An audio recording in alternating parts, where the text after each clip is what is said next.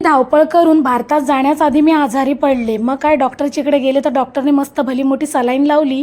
त्याच्याने मला एवढी एनर्जी आली की मी धष्ट आणि पुष्ट झाले. नवऱ्याला घेऊन थेट गेले शॉपिंगला. असं म्हणाल तर शॉपिंग म्हणजे काय, आज माझ्या मैत्रिणी उद्या येणार आहेत मला भेटायला भारतात जाण्याआधी, तर त्यांच्यासाठी उद्या लस्सी बनवायचे, ते साहित्य घ्यायला आलो.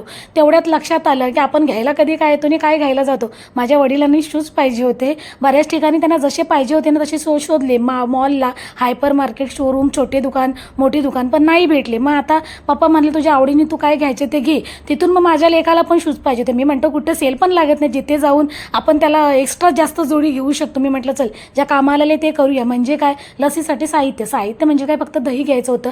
ते पण इथं मोठा डब्बा नव्हता. मी म्हटले एवढे छोटे छोटे डबे काय करायचे.